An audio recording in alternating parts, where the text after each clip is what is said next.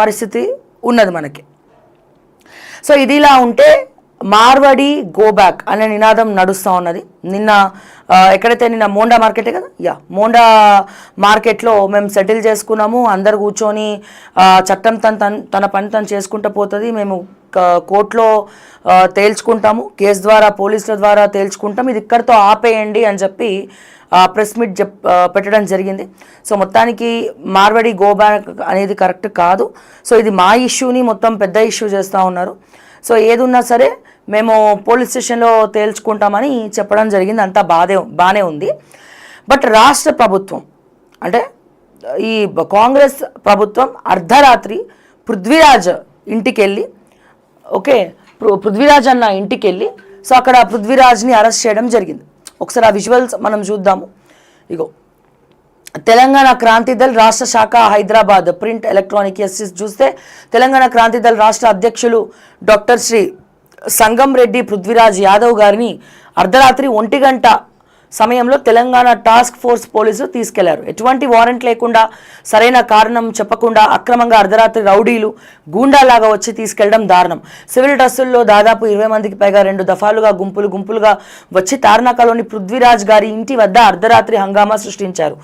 ఈ రోజు ఓయూజేఏసీ విద్యార్థులు మార్వడి గోబ్యాక్ అంశం పైన తెలంగాణ బంద్కు పిలుపునిచ్చారు. అయితే ఈ బంద్ పిలుపునకు తెలంగాణ క్రాంతి దళ్ సంస్థకు ఎటువంటి ప్రత్యక్ష పరోక్ష సంబంధం లేదు.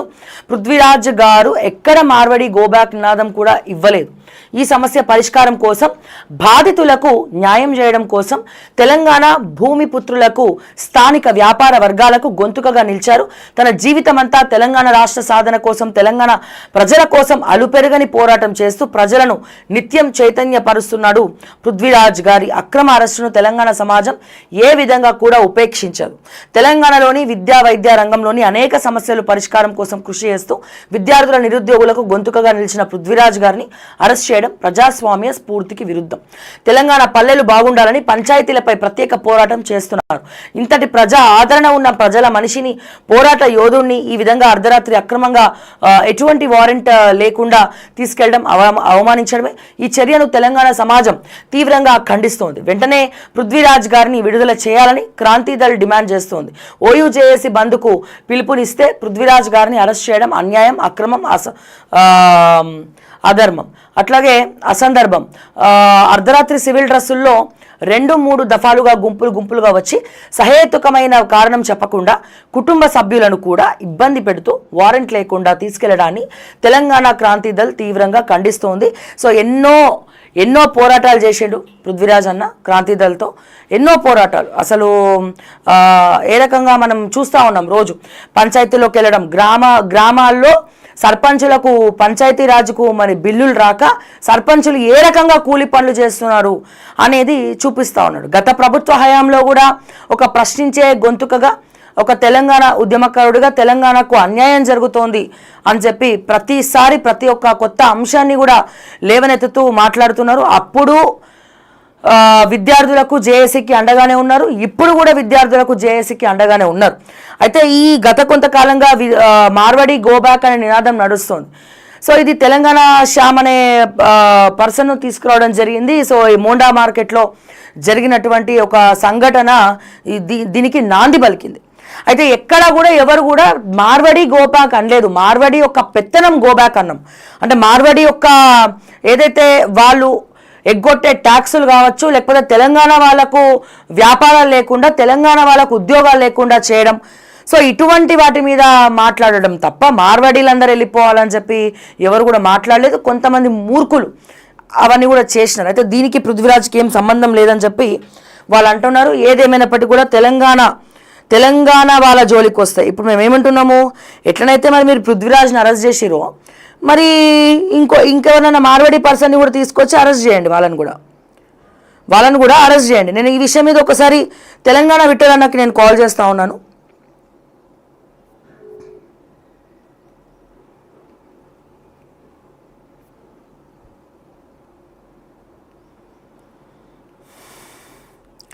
ఎస్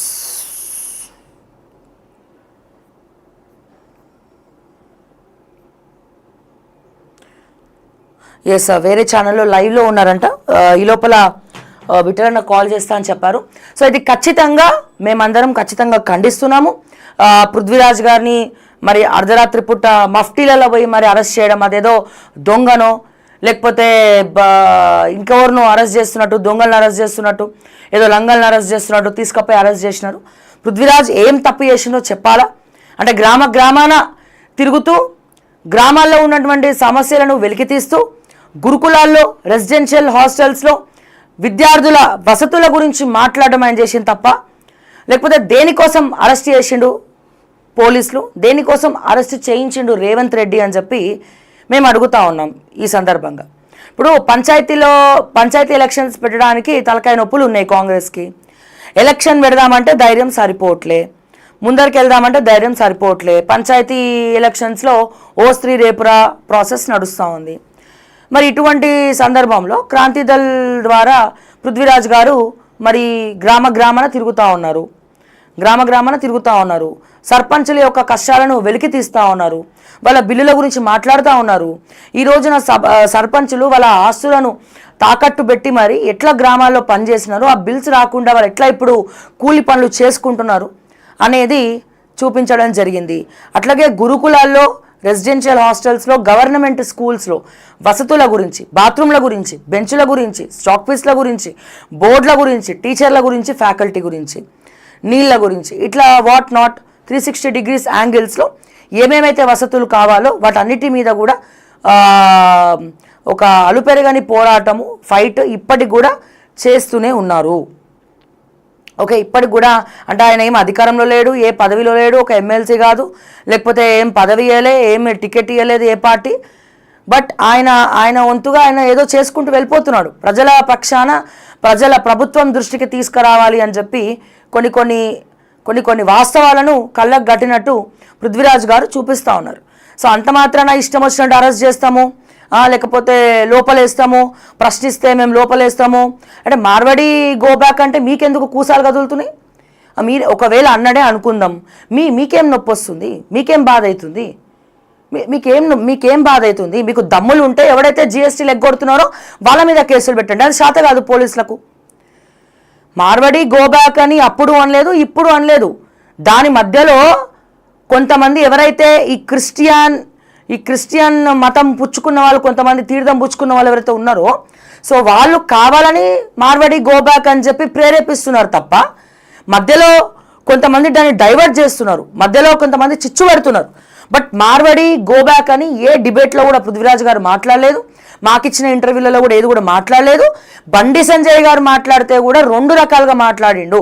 మీరు ఒక సహాయ శాఖ మంత్రిగా, తెలంగాణ ఎంపీగా, కరీంనగర్ ఎంపీగా కేవలం వన్ సైడ్ మాట్లాడద్దు. బీజేపీ వాళ్ళు అంటే మార్వాడి సైడే మాట్లాడద్దు. మీరు తెలంగాణలో వస్తున్నటువంటి కష్టాల గురించి, నష్టాల గురించి కూడా తెలంగాణ ప్రజల పక్షాన కూడా మీరు మాట్లాడాలి. ఒక కాయిన్కి 2 వైపులా చూడాలి. వీళ్ళ వల్ల తెలంగాణలో ఏ రకంగా తెలంగాణ ప్రజలు, వ్యాపారవేత్తలు, విశ్వకర్మలు ఏ రకంగా ఇబ్బంది పడుతున్నారు, అది కోమటోళ్ళు కావచ్చు, విశ్వకర్మలు కావచ్చు, ఏ రకంగా ఇబ్బంది పడుతున్నారు. సో వీళ్ళు ఇతర రాష్ట్రాల నుంచి తెలంగాణలో ఉంటూ పనులను ఎట్లా తెచ్చుకుంటున్నారు. అండ్ అలాగే సెకండ్ క్వాలిటీ ఆఫ్ మెటీరియల్స్ కూడా కొన్ని దగ్గర మనం చూస్తూ ఉన్నాం మార్వాడి షాప్స్లలో. అండ్ అట్లాగే జిఎస్టీలను ఎగ్గొట్టడం, వీటి గురించి మాట్లాడడం అంటే ఎవ్వరు మాట్లాడరు. ఎందుకని? ఇప్పుడు వీళ్ళ వెనకాల ఉన్నది ఎవరు? ఇన్వెస్టర్లు ఎవరండి? వీళ్ళే. హవాలా ట్రాన్సాక్షన్స్ చేసేది ఎవరండి? వీళ్ళే. చేయించేది వేరే వాళ్ళతోటైనా బ్యాక్ ఎండ్లో ఉండి నడిపించేది వీళ్ళే కదా. గోల్డ్ బిజినెస్లు చేసేది ఎవరండి? అక్రమ రవాణాలో కొన్ని బిస్కెట్లు తీసుకొచ్చేది ఎవరండి? సో ఇటువంటివన్నీ చేసేదేమో వీళ్ళు, శిక్షణ ఏమో తెలంగాణ వాళ్ళకు. మరి బీజేపీ ఆంతర్యం ఏంటని అడిగినారు. సో దాంట్లో కూడా మీకు ఏమైనా తప్పనిపిస్తుందా? ఈ విషయంలో మీకు? ఇప్పుడు తెలంగాణలో బీజేపీ పార్టీ ఎదగాలనుకుంటే తెలంగాణ నినాదం నరనరాల్లో ఉండాలి. ఎస్, మాట్లాడాలి. ఇక్కడ మార్వాడి గోబ్యాక్ ఏమనలేదు, ఎవరినైనా ఎలగొట్టమని చెప్పలేదు. ఎందుకంటే ఖచ్చితంగా హైదరాబాద్లో ఎవరైనా ఉండొచ్చు. హైదరాబాదే కాదు, భారతీయులంటా ఒక్కటే. భారతదేశంలో ఎవరైనా ఎక్కడైనా ఉండొచ్చు, దాంట్లో తప్పేం లేదు. వెళ్ళిపోమని ఏం చెప్పలే. వాళ్ళు ఏవైతే అక్రమంగా చేస్తున్నారో దాన్ని ఆపమంటున్నాం. నేను అంటున్నా, రేవంత్ రెడ్డికి దమ్ముంటే జిఎస్టీ బిల్స్ తీయండి. అండర్ స్టేట్లోనే కదా ఉంది. Government state tax. మీకు దమ్ములు ఉంటే వీళ్ళ వ్యాపారాల్లో బిల్లులు తీయండి, కంప్లైంట్ చేయండి, సిఐడి అండ్ ఏసీబీ అటాక్ చేయమని చెప్పండి, వాళ్ళ బిల్స్ ట్రాన్సాక్షన్స్ చూడమని చెప్పండి. అది చేయరు, అది శాత కాదు. అదే ఎక్కడో ఓయూ జేఏసీలా పిలుపునిస్తే అదేదో వెనకాల పృథ్వీరాజే ఉండడం. ఎందుకంత భయం? పిలుపునిచ్చిరే అనుకుందాం, బంద్ పెట్టిండ్రే అనుకుందాం. ఏమన్నా రేవంత్ రెడ్డి ఇంటికి దాడికి వస్తుండ్రా? బట్టి విక్రమార్క గారి ఇంటికి దాడికి వస్తుండ్రా? శ్రీధర్ బాబు ఇంటికి దాడికి వస్తున్నారా? కొండా సురేఖ ఇంటికి దాడికి వస్తున్నారా? సీతక్క ఇంటికి దాడికి వస్తున్నారా?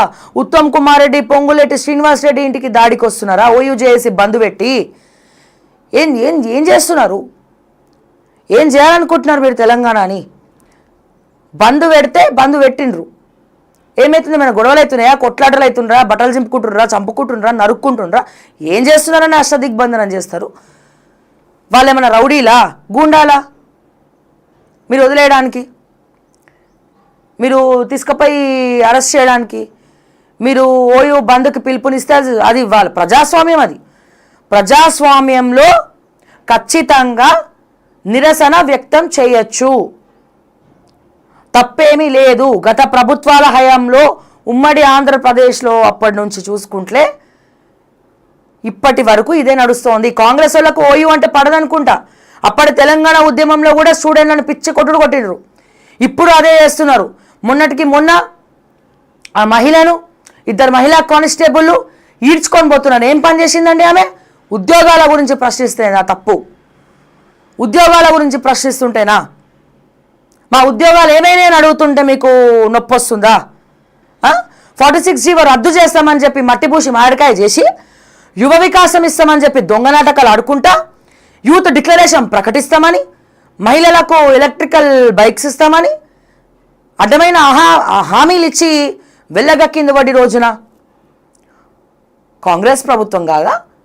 మీరు ఇష్టానుసారం ఓట్ల కోసం మీరు ఇష్టానుసారం మేనిఫెస్టోలో పెట్టి ఇస్తానన్న 46G కూడా మాట్లాడమని దమ్ముంటే శ్రీధర్ బాబుని మాట్లాడమను.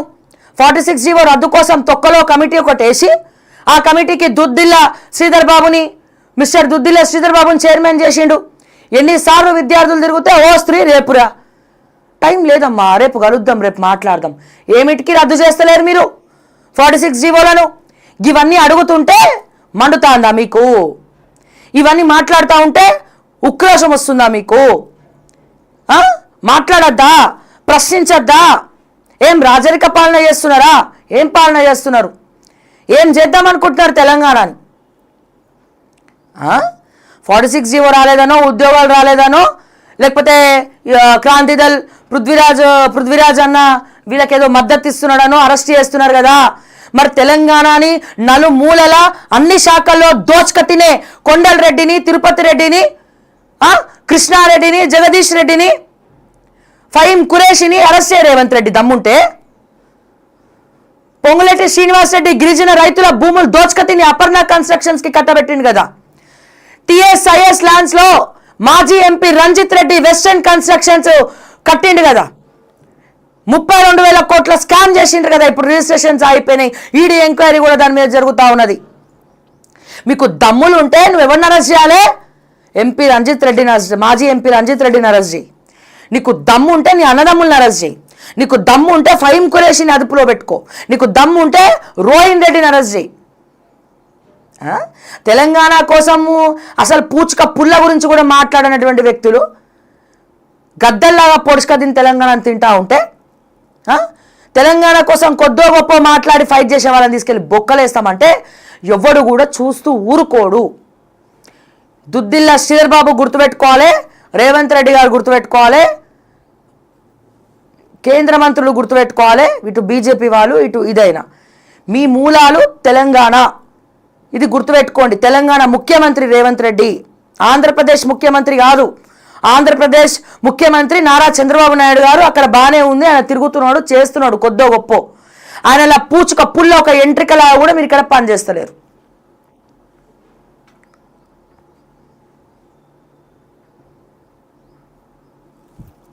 సో తెలంగాణ వాళ్ళ జోలికి వస్తాం, తెలంగాణలో ప్రశ్నించద్దు, తెలంగాణలో మాట్లాడద్దు, పృథ్వీరాజ్ లాంటి వాళ్ళని అరెస్ట్ చేస్తాం. మాట తప్పింది ఎవరి రోజున కోదండరామ్ సార్ని అరెస్ట్ చేయండి పోని. ఎందుకంటే గత ప్రభుత్వ హయాంలో వీళ్ళ లెవెల్లో ప్రశ్నించిండు మా సారు.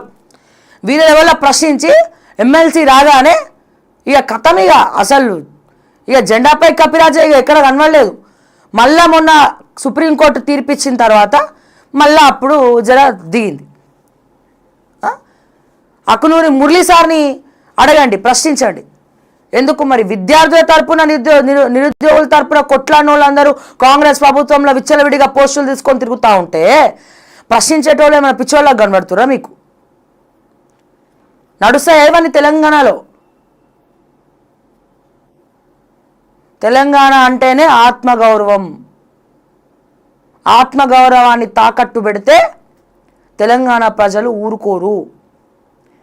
ఏ పార్టీల కోసమో, ఏ ఆకాంక్షల కోసమో, పదవుల కోసమో, పైసల కోసమో పనిచేసేటోళ్ళు తెలంగాణ వాళ్ళు కాదు. అర్థమైందా? డబ్బులు లేకపోయినా తల తాకట్టు పెట్టి ఎవడన్నా ఇంటికి వస్తే భోజనం పెట్టాలి కడుపు నిండా అని అనుకునేటువంటి వాళ్ళే తెలంగాణ వాళ్ళు. అదే గీసి గీసి ఖర్చు పెట్టాలి, ప్రేమిస్తే ప్రాణం ఇస్తాం, ఎక్స్ట్రాలు చేస్తే తోడుకలు తీస్తాం. ఇది గుర్తుపెట్టుకోండి దయచేసి. అసలు నాకు అర్థం కాక అడుగుతా, మార్వాడి గోబ్యాక్, మార్వాడి గోబ్యాక్ ఈ నినాదం ఓకే. మార్వాడి వాళ్ళని ఓడి వెళ్ళమని చెప్పలే. దానికి ఏదో బీజేపీ వాళ్ళు వచ్చి మార్వాడి వాళ్ళని వెళ్ళిపోమన్నారు. ఎందుకు వెళ్ళిపోమంటామండి? భారతదేశం అందరిది, ఎవరికి వెళ్ళిపోమని హక్కు లేదు. ఎక్కడన్నా పని చేసుకోవచ్చు, ఎక్కడన్నా ఏమన్నా చేసుకోవచ్చు. కానీ ఆ ప్రాంతీయవాదాన్ని తొక్కిపెట్టి నారదిస్తామంటే మాత్రం ఎవరు ఊరుకోం. మేము అడిగింది అది, మేము ప్రశ్నించింది అది. వాళ్ళని వెళ్ళిపోమని చెప్పలే. ఇప్పటికీ మేము కూడా వాళ్ళ షాపులలో కొంటాం, ఎక్కడ అందుబాటులో ఉంటే అక్కడ కొనుక్కుంటాం. కానీ వాళ్ళ వల్ల తెలంగాణ అస్తిత్వం కోల్పోవద్దు అని చెప్తున్నాం. దాని గురించి మాట్లాడండి. తెలంగాణ మూలాల గురించి మాట్లాడండి. వాళ్ళు చేసే తప్పిదాల గురించి మాట్లాడండి. ఎల్లగొట్టాల్సింది ఎవరిని? రోహింగ్యాలని. మరి బీజేపీ వాళ్ళు ఎందుకు కూర్చున్నారు? మరి రోహింగ్యాలని ఎల్లగొట్టచ్చు కదా. కేంద్ర ప్రభుత్వంలో అధికారంలో ఉన్నది ఎవరు? సెంట్రల్ హోమ్ మినిస్టర్ ఎవరు? అమిత్ షా గారు. మన సహాయక శాఖ మంత్రి ఎవరు? హోమ్ అఫైర్స్లో బండి సంజయ్ గారు. మహేశ్వరంలో బీజేపీ నాయకుడే రోహింగ్యాలు ఉన్నారన్న ఆయన కరెంటు బిల్లు కట్టరు, వీళ్ళు ఎవరో తెలియదు, వీళ్ళకి ఆధార్ కార్డు లేదు, ఏం లేదు, ఇక్కడ గుడిసెలు వేసుకొని కబ్జా చేసుకొని ఉన్నారు అని చెప్పి అందెల శ్రీరాములు గారే చూపించినారు. మీ బీజేపీ వాడే చూపించినాడు. మరి ఎందుకు వాళ్ళని ఎల్లగొడతలేరు? పంపించచ్చు కదా. దీనికి ఆన్సర్ ఉండదు. వాళ్ళని పంపించండి, మేము వాళ్ళు వద్దనుకుంటున్నాం వాళ్ళని కూడా.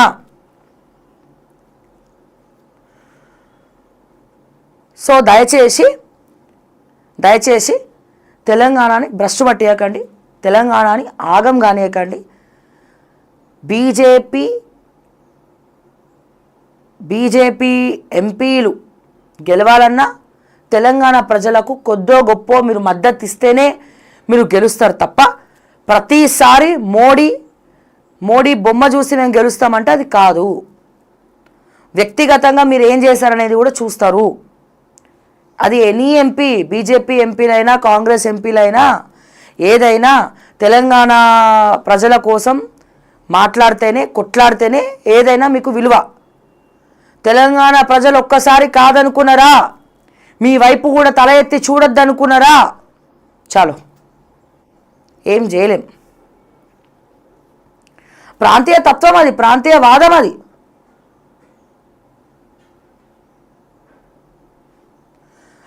సో రేవంత్ రెడ్డి గారు దయచేసి ఆలోచించాలి.